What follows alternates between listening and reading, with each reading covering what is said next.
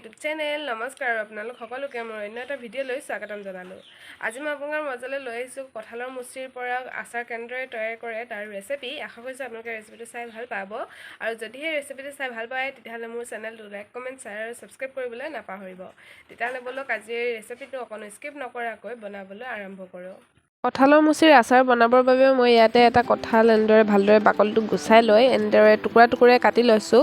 আপোনালোকৰ প্ৰয়োজন অনুসৰি চাইজটো সৰু ডাঙৰ কৰিব পাৰে। মই এনেদৰে কাটি লৈ এইখিনি ভালদৰে ধুই ল'লোঁ আৰু এতিয়া এটা চচত পানী গৰম কৰি লৈছোঁ আৰু এই কঁঠালখিনি ইয়াতে দি দিছোঁ আৰু এইখিনি 10 মিনিটমান সময় মই বইল কৰি লৈছোঁ ভালদৰে।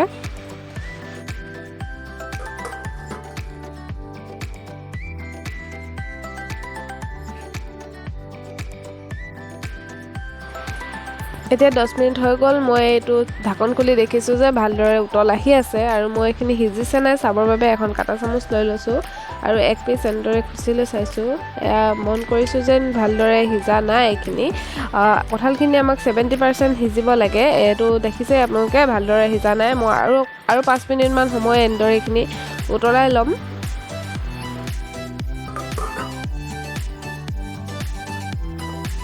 আকৌ 5 মিনিট উতলাই লোৱাৰ পাছত মই এইখিনি আকৌ এবাৰ চেক কৰিব লৈছোঁ যে সিজিছে নাই। দেখিছে কাটা চামুচখন লৈ লৈছোঁ আৰু এনেদৰে খুচি চাইছোঁ। দেখিছে ইজিলি কাটা চামুচখন কঁঠাল পিছত সোমাই গ'ল, মানে এইখিনি ভালদৰে সিজি গ'ল। আমাক যিমানটো পৰিমাণত সিজা প্ৰয়োজন আছিল সিমানটো পৰিমাণতে এইখিনি সিজিলে। দেখিছে মই আৰু এপিচ এনেদৰে কাটি দেখাইছোঁ। দেখিছেনে কিমান ধুনীয়াকৈ সিজি গৈছে। এতিয়া এইখিনি মই ভালদৰে পানী নথকাকৈ টুকি লৈছোঁ এটা বাচনত।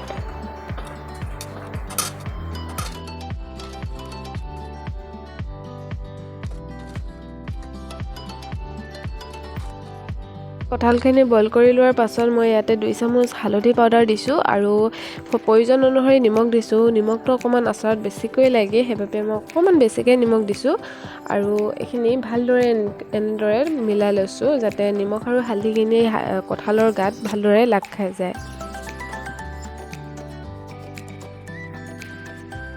এনেদৰে হালধিখিনি ভালদৰে মিক্স কৰি লোৱাৰ পাছত মই এনেকুৱা ডাঙৰ ষ্টীলৰ 2খন প্লেট লৈ লৈছোঁ আৰু কঁঠালখিনি ইয়াত ভালদৰে মেলি দিছোঁ।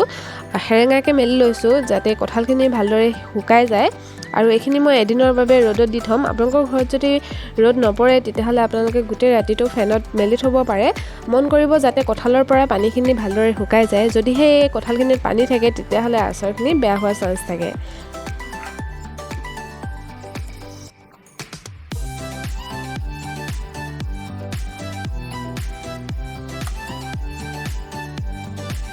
এতিয়া আচাৰ তৈয়াৰ কৰিবৰ বাবে মই ইয়াতে গোটা জিৰা 1 চামুচ লৈছোঁ, গোটা ধনিয়া 1 চামুচ আৰু আদা এটুকুৰা এনেদৰে দীঘলীয়াকৈ কাটি লৈছোঁ পাতলকৈ।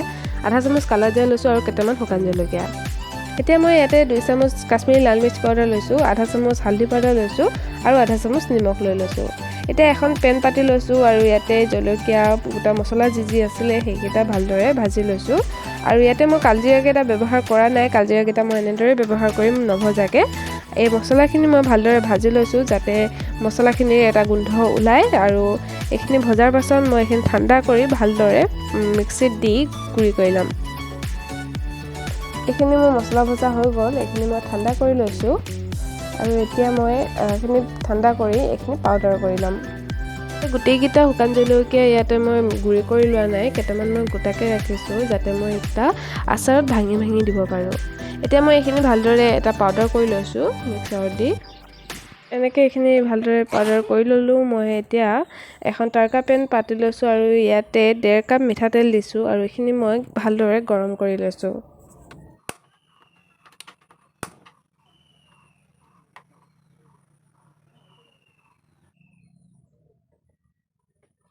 আমাৰ তেলখিনি গৰম হৈ আহিছে। এতিয়া মই এইখিনি এটা বাতিত দি লৈছোঁ আৰু ইয়াতে আমাৰ শুকান যিবোৰ মছলা আছিলে জলকীয়া গুড়ি, নিমখ আৰু হালধি পাউডাৰ সেইখিনিও ইয়াতে দি দিছোঁ গৰম হৈ থকা অৱস্থাতে। আৰু মই ইয়াতে 100 গ্ৰাম নহৰু লৈছোঁ আৰু নহৰুখিনি থেতেলিয়াই লৈ ইয়াতে দি দিছোঁ। নহৰুটো আচাৰত দিলে ভাল হয়, আচাৰখিনি বহুত দিনলৈ ভাল হৈ থাকে। আপোনালোকে যদি নহৰু খাই বেয়া পায় তেতিয়াহ'লে স্কিপো কৰিব পাৰে। এতিয়া মই ইয়াতে গুড়ি কৰি লোৱা মছলাখিনিও দি দিলোঁ আৰু ইয়াতে শুকান জলকীয়াকেইটা ভাজি থৈ পচাই থোৱাকেইটা মই এইখিনি ইয়াতে ভাঙি দি দিছোঁ আৰু ইয়াতে গোটেই কালা জিৰা আদা যিখিনি আমি কাটি লৈছিলোঁ সেইখিনিও দি দিছোঁ।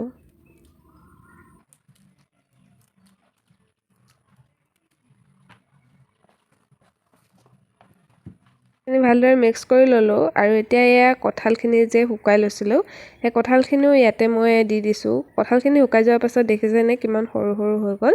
এইখিনি মই এতিয়া গোটেইবোৰ মছলা কঁঠালখিনিৰ লগত ভালদৰে মিক্স কৰি দিছোঁ যাতে মছলাখিনি কঁঠালখিনিৰ ভিতৰত ভালদৰে সোমাই যায়।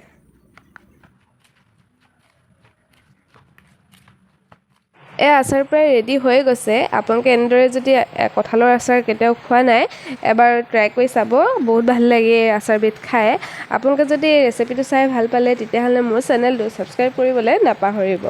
এতিয়া মই এটা চিচাৰৰ বটল লৈ লৈছোঁ আৰু গোটেই আচাৰখিনি ইয়াতে ভৰাই লৈছোঁ আৰু লাষ্টত অকণমান ভিনেগাৰ মিক্স কৰি দিছোঁ যাতে আচাৰখিনি বহুত দিনলৈ ভাল হৈ থাকে। আপোনালোকে ইয়াক এবছৰলৈকে ষ্ট'ৰ কৰি ৰাখিব পাৰে, কিন্তু মাহে মাহে ইয়াৰ ৰ'দ দি থাকিবলৈ নাপাহৰিব। এনেদৰে মই হেঁচি লৈ আচাৰখিনি ভৰাই ল'লোঁ। এয়া দেখিছে আচাৰখিনি ৰেডি হৈ গ'ল। এয়াই আছিল আজিৰ ৰেচিপি। আশা কৰিছোঁ আপোনালোকে ৰেচিপিবিধ চাই ভাল পালে। যদিহে ৰেচিপিবিধ চাই ভাল পালে তেতিয়াহ'লে মোৰ চেনেলটো লাইক, কমেণ্ট, শ্বেয়াৰ আৰু ছাবস্ক্ৰাইব কৰি দিবলৈ নাপাহৰিব।